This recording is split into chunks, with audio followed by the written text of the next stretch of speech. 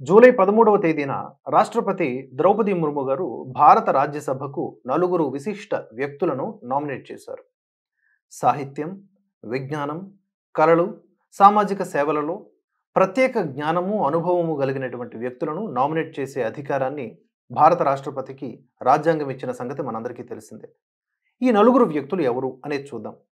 ప్రముఖ న్యాయవాది ఉజ్వల్ నికం, మాజీ విదేశాంగ కార్యదర్శి హర్షవర్ధన్ శ్రింగ్లా, చరిత్రకారిణి, విద్యావేత్త డాక్టర్ మీనాక్షి జైన్, కేరళలోని సామాజిక కార్యకర్త, ఉపాధ్యాయుడు సి సదానందన్ మాస్టర్.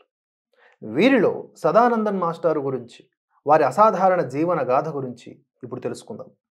కేరళలోని కన్నూరు జిల్లాకు చెందినటువంటి సదానంద మాస్టారు ఒక సామాన్య హై స్కూల్ ఉపాధ్యాయుడిగా తన జీవితం స్టార్ట్ చేశారు. ఆయన కమ్యూనిస్టు కుటుంబం నుంచి వచ్చారు. తండ్రి విద్యార్థి కుంజురామన్ నంబియార్ కమ్యూనిస్టు సానుభూతి పరుడు కాగా, సోదరుడు సిపిఎం సభ్యుడిగా ఉండేవారు. మాస్టారు ఎస్ఎఫ్ఐలో సభ్యుడిగా చాలా రోజుల పాటు ఉన్నారు.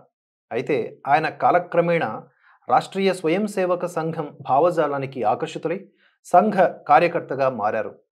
ఇలా తమ కమ్యూనిస్టు పంథా వీడి మాస్టారు తమ భావజాలానికి బద్ధ వ్యతిరేకమైనటువంటి ఆర్ఎస్ఎస్కి దగ్గరవ్వడం కమ్యూనిస్టు కార్యకర్తలు జీర్ణించుకోలేకపోయారు.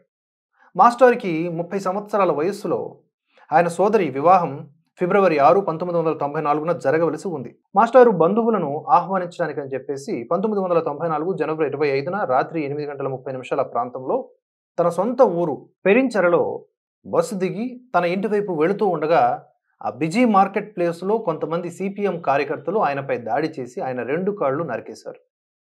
విడిపోయిన ఆ భాగాలు మళ్ళీ అతికించుకోవడానికి వీలు లేని విధంగా ధ్వంసం చేసి పారిపోయారు. సామాన్య జనాలు ఈ ఘటన చూసినా కమ్యూనిస్టులంటే భయంతో మాస్టారుకి సాయం చేయడానికి ఎవరూ ముందుకు రాలేదు. సిపిఎం కార్యకర్తలు ప్రజలను భయపెట్టడానికి 2 బాంబులను కూడా విసిరి పేల్చారు.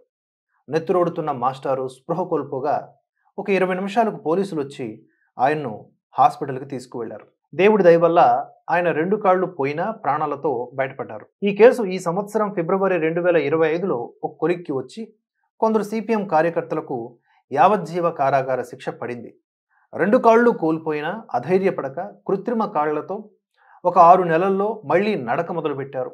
1999లో మళ్లీ దుర్గా విలాసిని హయ్యర్ సెకండరీ స్కూల్లో టీచర్గా జాయిన్ అయ్యారు. ఆయన వనితరాణి అనే సహ టీచర్ని ప్రేమించి పెళ్లి చేసుకున్నారు. మాస్టారుకి ఒక్కతే కూతురు యమునా భారతి. బీటెక్ 4వ సంవత్సరం చదువుతోంది. మాస్టారుని ఆ ప్రాంతంలో మాష్ అంటే మాస్టారు అనే పిలుస్తారు. మాస్టారు కృత్రిమ కాళ్లతోనే పలు సామాజిక సేవా కార్యక్రమాల్లో పాల్గొంటున్నారు.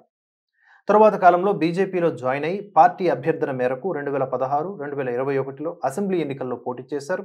నేషనల్ టీచర్స్ యూనియన్ కేరళ విభాగానికి వైస్ ప్రెసిడెంట్గా ఉన్నారు.